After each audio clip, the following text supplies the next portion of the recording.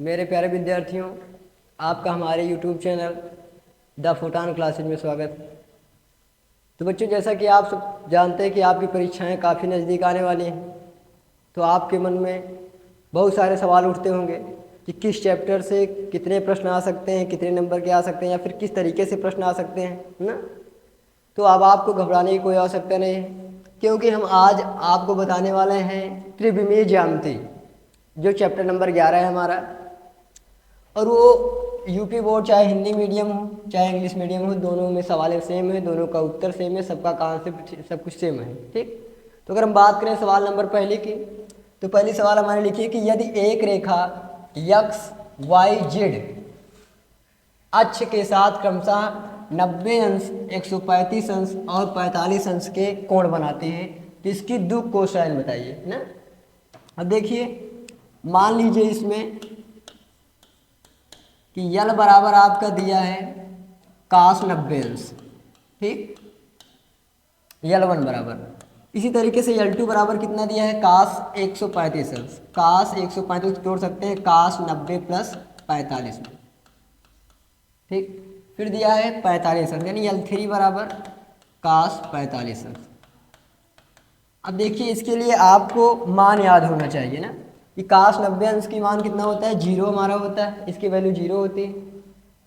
काश 90 प्लस 45 यानी माइनस काश 45 होगा, और माइनस काश 45 अंश का मान कितना होता है, -1/√2। काश 45 अंश का मान, इसका भी मान वही होता है 1/√2 ना। तो आपका आंसर क्या होगा कि 0 कामा -1/√2 कामा 1/√2, यही आपका आंसर हो जाएगा, ठीक। अब देखिए, अगर हम बात करें सवाल नंबर दूसरी, तो दूसरी सवाल आपकी स्क्रीन पर इस तरीके से है कि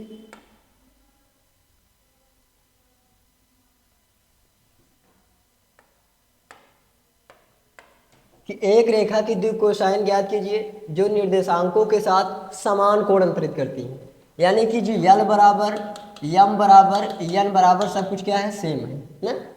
तो द्वि कोसाइन का सूत्र हमारा होता है कि l upon under root l square plus m square plus l square. इसी तरीके से m upon under root l square plus m square plus l square. इसी तरीके से n upon under root l square plus m square plus l square ना। तो मान लीजिए कि cos square alpha plus cos square beta, यानी दोनों सेम है, तो इसको भी आप अल्फा मानिए कि cos square alpha plus cos square alpha equal to 1 ना। अगर हम सबका मान देखेंगे तो 1/यल स्क्वायर यानी 1 का स्क्वायर प्लस 1 का स्क्वायर प्लस 1 का स्क्वायर, यानी टोटल कितना हो जाएगा, 1/, 1 का वर्ग 1, इसका भी 1 और इसका भी 1, यानी कितना हुआ, 3 हुआ, यानी 1/√3। तो यही मान तीनों के हो जाएंगे। यही एक्स अक्ष का भी होगा, यही वाई अक्ष का भी होगा, और यही जेड अक्ष का भी होगा। कितना होगा, 1/√3, 1/√3 और 1/√3। अब अगर हम बात करें सवाल नंबर 3 की ना, तो तीसरी सवाल हमारी क्या है, देखिए कि यदि एक रेखा के द्विक अनुपात -18, -12, -4 हो, तो इसकी द्विक कोसाइन क्या कीजिए ना। तो देखिए, इसका सूत्र होता है हमारा, अभी हम आपको बता चुके हैं कि इसका सूत्र क्या होता है कि l upon under root l square plus m square plus l square. इसी तरीके से m upon under root l square plus m square plus l square, n upon l square plus m square plus l square ना। तो इसमें आप मान लीजिए कि यल बराबर आपका दिया गया है कितना, -18, यम बराबर दिया गया है कितना, 12, यन बराबर दिया गया है कितना, -4 ना। आप रख दीजिए इसे सूत्र पर, यल अपान यानी -18/18 का वर्ग प्लस 12 का वर्ग प्लस 4 का वर्ग। इसी तरीके से 12/18 का वर्ग प्लस 12 का वर्ग प्लस 4 का वर्ग। इसी तरीके यन यानी -4/18 18 का वर्ग प्लस 12 का वर्ग और प्लस 4 का वर्ग। क्योंकि प्लस और माइनस से कोई मतलब नहीं होता, क्योंकि जब हम उसका स्क्वायर करेंगे तो वो भी हमारा प्लस में हो जाएगा जो माइनस में होगा ना। तो अगर हम 18 की स्क्वायर की बात करें तो -18/√। 18 का जब आप वर्ग करेंगे तो 18 गुणे 18 ना, 18 8 144 के 4 हासिल 14, 18 के नाम 18, 18 14 कितना होगा 32, यानी 324 होगा। तो 324 प्लस 12 ब्रह्म में 144 प्लस 4 चौक 16 ना। अगर जब हम सबको जोड़ेंगे, अगर हम सबको जोड़ेंगे तो ये क्या होगा हमारा कि 6 4 10, 10 4 14 के 4 हासिल 1, 2 4 2 6, 6 2 8, 1 3 1 4, यानी 484 ना। तो 484 किसका अंडर रूट है हमारा 22 का है। किसका है 22 का ना। अब आप यानी जो इसकी वैल्यू होगी वही इसकी होगी और वही इसकी होगी। अब सबका मान आप रख दीजिए कि -18/22 कामा 12/22 कामा -4/22।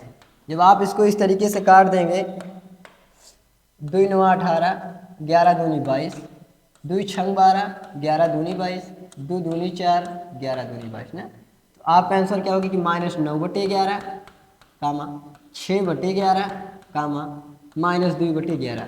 यही आपका क्या हो जाएगा एग्जैक्ट आंसर। इस तरीके से सवाल नंबर 3 भी खत्म ना। अब अगर हम बात करें सवाल नंबर 4 की ना, तो सवाल नंबर 4 में पूछा है कि दर्शाइए कि बिंदु 2, 3, 4, -1, 2, 1, 5, 8, 7 संरेख है ना। तो आप इसको मान लीजिए हमारा क्या होगा P होगा, इसको आप मान लीजिए हमारा क्या होगा Q होगा, और ये हमारा क्या होगा R होगा ना। तो आप क्या करिए कि PQ और QR यही दोनों को आपस में आप निकाल लीजिए ना। जब आप PQ के बीच की दूरी निकालेंगे तो देखिए PQ, पहले देखिए यक्स अक्ष का, तो यक्स अक्ष के लिए हम क्या करेंगे कि ये और ये ना, यानी बीच की दूरी का सूत्र होता है हमारा कि √x2 - x1 का whole square plus y2 - y1 का whole square plus z2 - z1 का होल स्क्वायर, पूरा अंडर रूट में रहता है ना। अब देखिए, अब इसको आप मान लीजिए भाई PQ से आपको मतलब है, ये आपका x1 हुआ, ये y1 हुआ और ये z1 हुआ। इसी तरीके से x2, y2 और z2 ना। अब देखिए आपका फार्मूला का लिखा कि x2, तो x2 की वैल्यू आपको कितनी है -1, तो -1 बीच में भी माइनस, x1 यानी 2 का होल स्क्वायर प्लस y2 यानी -2 माइनस y1 यानी 3 का होल स्क्वायर प्लस z2 यानी 1 माइनस z1 यानी 4 इसका होल स्क्वायर। जब आप इसको हल करेंगे देखिए तो -1 -2 यानी -3, और जब आप -3 का स्क्वायर करेंगे तो 3 3 का 9 प्लस -2 -3 -5, और -5 के जब स्क्वायर करेंगे तो 5 हम 25 प्लस 1 और -4 यानी -3 की स्क्वायर करेंगे 3 3 का 9। जब टोटल देखें देखिए 25 9 44, 44 9 49, यानी √49, यानी 49 किसका वर्ग है हमारा 7 का। ये माना गया हमारा PQ का ना। अगर हम बात करें इसी तरीके से QR की ना, तो हमको इससे कोई मतलब ही नहीं है ना। QR की अगर हम बात करें तो अब हम इसको मानेंगे x1, इसको y1, इसको z1, इसी तरीके से x2, y2 और z2 ना। फिर इसी फार्मूले पे आप रख दीजिए कि x2 - x1 यानी 5 माइनस, लेकिन बीच फिर से माइनस तो माइनस माइनस प्लस 5 + 1 का होल स्क्वायर प्लस y2 यानी 8 माइनस फिर माइनस तो माइनस माइनस प्लस 2 का होल स्क्वायर प्लस z2 यानी 7 - 1 का होल स्क्वायर। अब देखिए 5 और 1 कितना होता है 6, जब आप 6 का स्क्वायर करेंगे तो 6 × 36 प्लस 8 और 2 कितना होता है 10, और जब आप 10 का स्क्वायर करेंगे 100, 7 और में से 1 आप कम करेंगे तो कितना होगा 6, 6 का स्क्वायर करेंगे तो 6 × 36 यानी कितना आ जाएगा 172 ना, अंडर रूट 172। तो इन दोनों का अनुपात आपको दिखाना था कि ये क्या है, संरेख है ना, यही आपका क्या हो जाएगा आंसर, ठीक। या फिर आप इसका द्विक अनुपात भी निकाल सकते हैं ना, कितने हाँ, -1 -2 यानी -3, -2 -3 यानी -5, 1 -4 यानी -3, ठीक। इस तरीके से सवाल नंबर 4 भी आपकी खत्म, ठीक। अगर हम बात करें सवाल नंबर 5 की, सवाल नंबर 5 आपसे पूछा है कि एक त्रिभुज की भुजाओं की द्विक कोसाइन बताइए यदि इनके शीर्ष 3 5 4 -1 1 2 -5 -5 व 2 है ना। इसमें करना क्या है आपको कि सबसे पहले आपको ए बी के बीच की दूरी निकालनी है, फिर बी सी के बीच की दूरी निकालनी है, फिर ए सी के बीच की दूरी निकालनी है। अगर हम बात करें ए बी के बीच की दूरी ना, तो ये हमारा ए है और ये हमारा क्या है बी है, और बीच की दूरी का सूत्र हमारा क्या होता है कि x2 - x1 का whole square plus y2 - y1 का whole square plus z2 - z1 का होल स्क्वायर, सब किस में रहता है, अंडर रूट में रहता है, ठीक। अब अगर हम ए बी की बात करें, अब देखिए ए और बी में ये हमारा x1 होगा, ये y1 और ये z1, ये हमारा x2 और ये y2 और ये z2 ना। तो सूत्र हमारा क्या है x2 - x1 यानी -1 - 3 का होल स्क्वायर ना, तो -1 - 3 का whole square plus y2 - y1 y2 यानी 1 - y1 यानी 5, 1 - 5 का होल स्क्वायर, 1 - 5 का whole square plus z2 - z1, तो z2 की वैल्यू कितना है 2 माइनस z1 की वैल्यू कितना है 4 यानी 2 - 4 का होल स्क्वायर, 2 - 4 का होल स्क्वायर। अब देखिए अगर जब हम आप इसको हल करेंगे तो 1 और -3 होता है 4, 4 के स्क्वायर करने के तो 4 से कितना होगा 16 प्लस 1 - 5 यानी 4, 4 से 16, 2 में से 4 में कितना बचा 2, और 2 के स्क्वायर करने कितना हो जाएगा 4 यानी कितना आ जाएगा 16 16 32 32 4 36, अंडर रूट 36 किसका वर्ग है भाई 6 का वर्ग, ठीक। इसी तरीके से हम बी सी के बीच की दूरी निकाल लेंगे। अगर जब हम बी सी के बीच की दूरी निकालेंगे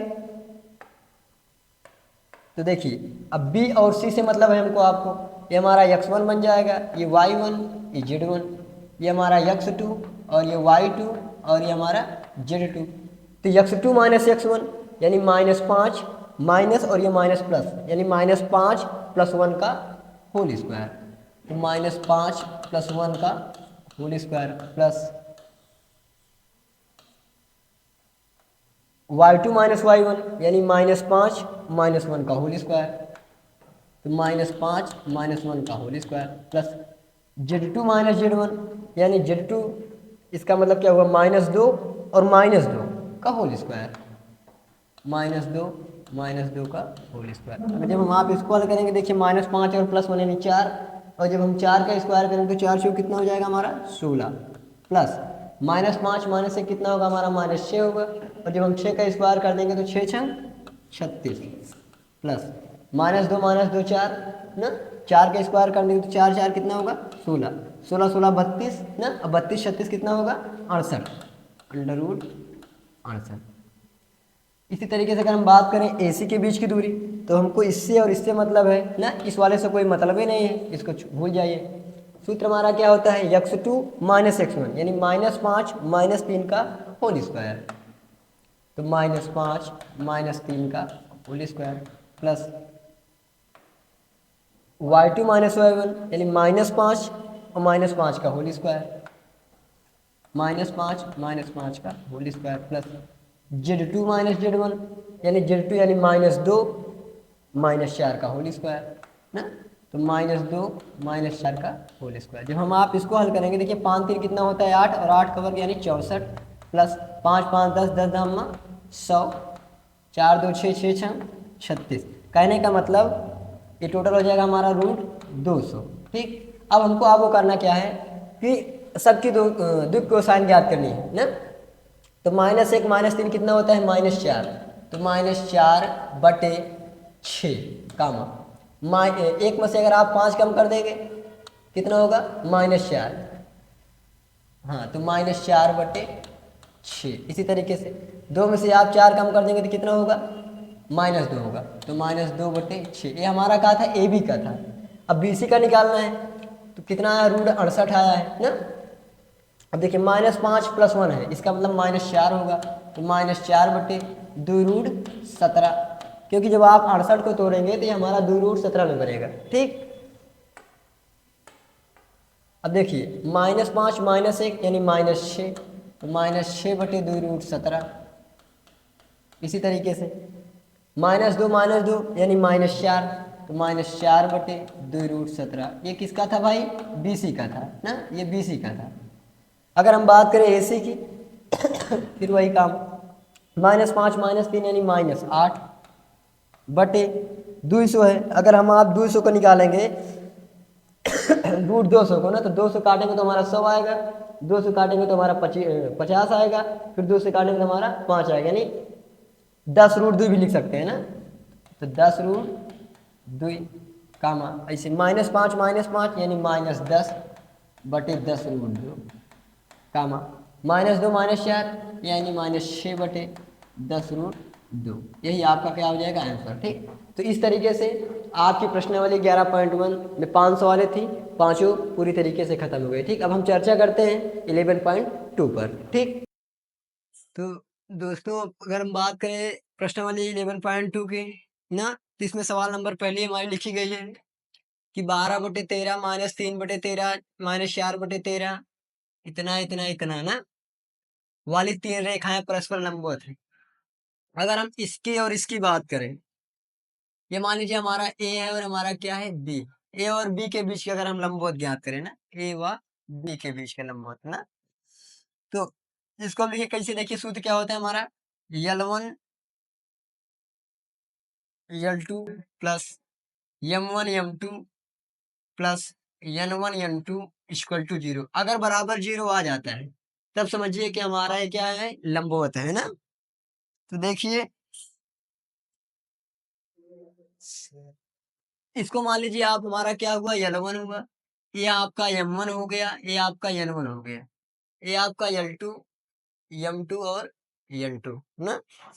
अब ध्यान दीजिए L1 यानी 12/13 गुणे L2 यानी 4/13 प्लस M1 यानी -3/13 गुणे M2 यानी 12/13 प्लस N1 यानी -4/13 गुणे N2 यानी 3/13।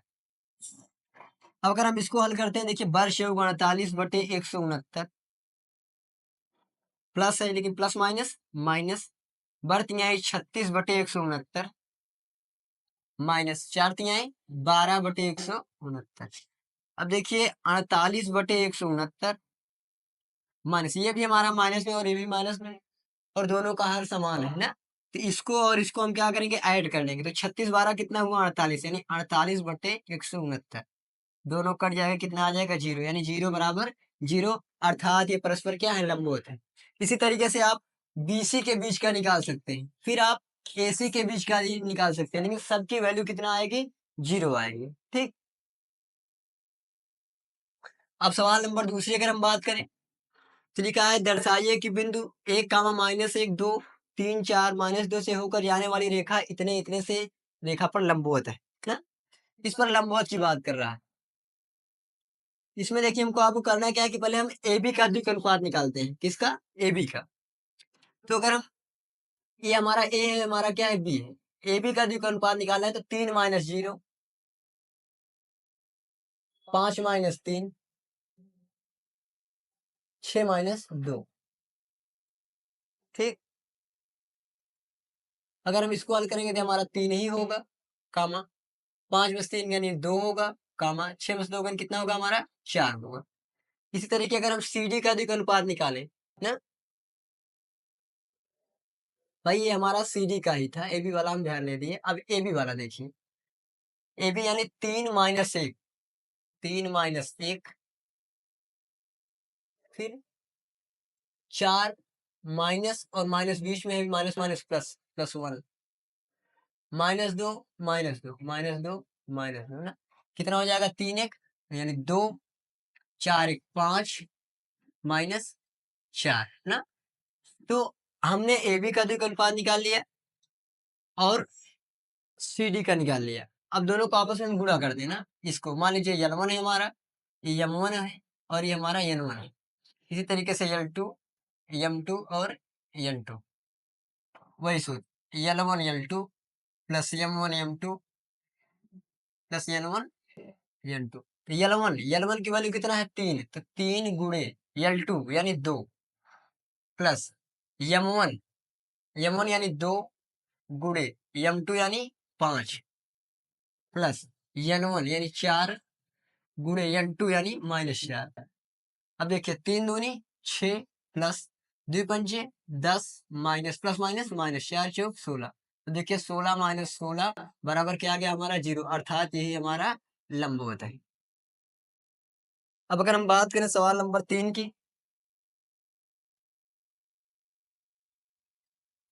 तो इसमें लिखा है कि दर्शाइए कि बिंदु 4, 7, 8 2, 3, 4 से होकर जाने वाली रेखा इतने इतने से जाने वाली रेखा के समांतर है ना। तो फिर सेम कंडीशन इसमें हम पहले ए बी का द्विघात निकालेंगे। ये हमारा मान लीजिए ए है और ये हमारा क्या है बी है ना। इसका द्विघात निकालेंगे। देखिए 2 - 4, 2 में से जब आप 4 को कम करेंगे, देखिए 2 - 4 3 - 7 4 - 8। जब हम आप इसको हल करेंगे देखिए क्या होगा हमारा -2, ये हमारा कितना होगा -4, ये हमारा कितना होगा -4।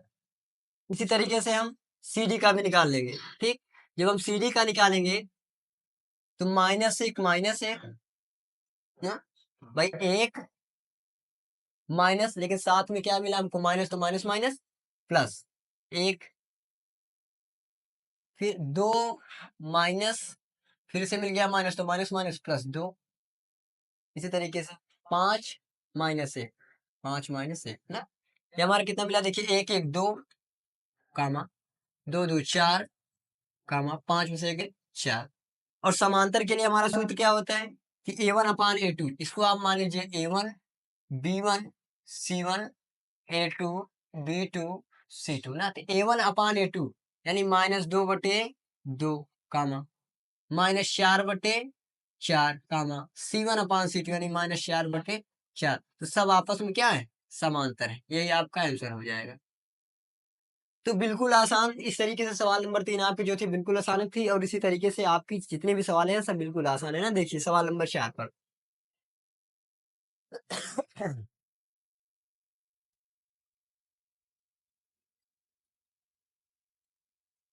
हाँ,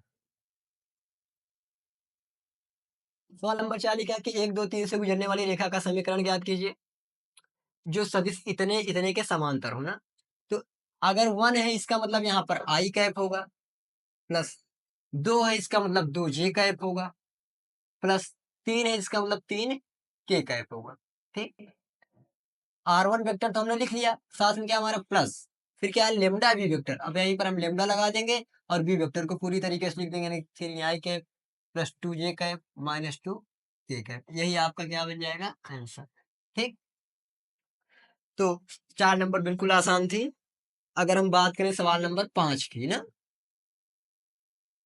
तो देखिए 5 नंबर भी एकदम वैसे है, उसमें भी कुछ नहीं है। देखिए इसमें दिया गया है कि कोई बिंदु दिया गया है, उससे होकर कोई एक सदिश जा रहा है, उस रेखा के सदिश समीकरण ज्ञात करना हो, कार्तीय समीकरण भी ज्ञात करना है ना। तो रेखा का समीकरण बराबर हमारा होता है R1 वेक्टर की वैल्यू कितना है देखो 2 आई कैप माइनस जे कैप प्लस 4 के कैप प्लस लेमडा, तो हमने लगा दिया लेमडा बी वेक्टर यानी 2 आई कैप माइनस जे कैप प्लस 4 के कैप। तो इसका तो हमने रेखा का समीकरण निकाल दिया, सदिश समीकरण। लेकिन कार्तीय समीकरण का एक सूत्र क्या होता है कि यक्स माइनस A2। तो आप एक काम करिए, इस 2 को आप मान लीजिए A1, इसको B1, इसको C1, इसको मान लीजिए आप A2, इसको B2 और इसको C2। तो सूत्र हमारा क्या है यक्स माइनस A2, A2 यानी 2 बटे A1, A1 यानी 2 बराबर y माइनस बी टू की वैल्यू देखिए जहां कुछ नहीं होता वहां पर एक होता है, लेकिन एक ऑलरेडी माइनस में है तो माइनस माइनस प्लस 1 बटे बी वन। अब बी वन का मान कितना है -1 बराबर जेड माइनस सी टू यानी 4 बटे सी वन यानी 4। यही आपका आंसर बन जाएगा। तो देखिए सवाल कितने भी बड़ी हो लेकिन उसका अगर आपको फार्मूला पता है तो बहुत कम समय में सवाल आएंगे और एग्जैक्ट आंसर आएगा ना। तो सवाल बिल्कुल भी आसान ना। देखिए अगली सवाल 6 नंबर में है कि उस रेखा का समीकरण बताइए जो इतने से जाता है और इतने समांतर है ना। अब आप इसमें मान लीजिए इसको क्या मान लीजिए A1 B1 C1। इसी तरीके से इसको मान लीजिए आप A2 B2 C2। अब इसमें दिया गया है ना कि यक्स माइनस A1, तो यक्स माइनस A1 यानी माइनस माइनस +2 बटे A2 यानी 3 बराबर y माइनस B1 यानी 4 बटे B2 यानी 5 ना। जेड माइनस C1 यानी 5 लेकिन ऑलरेडी माइनस में है तो माइनस माइनस +5 बटे C2 यानी 6। इस तरीके से सवाल नंबर 6 का आंसर है ना। अब देखिए सवाल नंबर 7 लिखा है कि x माइनस 5 बराबर इतना इतना बराबर इतना, इसका सदिश समीकरण ज्ञात करना है ना। तो सदिश समीकरण बराबर सूत्र हमारा होता है कि r vector plus lambda of b vector ना। तो देखिए माइनस में इसका मतलब ये प्लस में रहा होगा 5 i कैप, ये प्लस में इसका मतलब ये ऊपर वाला माइनस में रहा होगा यानी -4 j कैप, ये माइनस में इसका मतलब ये प्लस में रहा होगा यानी 6 k कैप। ये तो हमारा आर वेक्टर निकल गया plus lambda of b vector. तो बी वेक्टर की वैल्यू कितना है 3i cap plus 7 j cap plus 2 k cap. और ये किस बिंदु से होकर गुजर रहा है भाई, तो 5 -4 6 इन्हीं बिंदु से होकर ये गुजर रहा है। तो इस तरीके से सवाल नंबर 7 का भी आपका आंसर आ गया। ठीक, अब बात करें 8 नंबर 9 नंबर की, तो आप हमारे साथ बने रहिए। देखिए आज के ही दिन हम आपका पूरा चैप्टर खत्म कर देंगे, सिर्फ आप हमारे साथ बने रहिए ना। अब बिल्कुल आसान गणित नहीं है, एकदम समझिए कि बहुत आसान भाषा में। ठीक, 8वां है कि मूल बिंदु इतना इतना से होकर जाने वाली रेखा का समीकरण व कार्तीय समीकरण ज्ञात कीजिए। तो मूल बिंदु हमारा कितना होता है भाई, हमेशा 0 होता है। तो 0, 0, 0 है। अब सूत्र का होता है समीकरण वाला कि r vector plus lambda of b vector ना। आर वेक्टर यानी 0 i cap plus 0 j cap plus 0 k cap plus lambda of b vector यानी 5 i कैप -2 j कैप और प्लस 3 k कैप। कार्तीय समीकरण में क्या होता है कि यक्स माइनस A2 यानी 5 यक्स माइनस A1 यानी वही 0 बटे 5 y -0 बटे -2 जेड -0 बटे 3। तो किससे, यानी ये कार्तीय समीकरण था, ये यहां तक ये क्या था कार्तीय समीकरण था। किस बिंदु से होकर जा रही है भाई 5 -2 30। इस तरीके से सवाल नंबर 8 भी आपका खत्म। ठीक।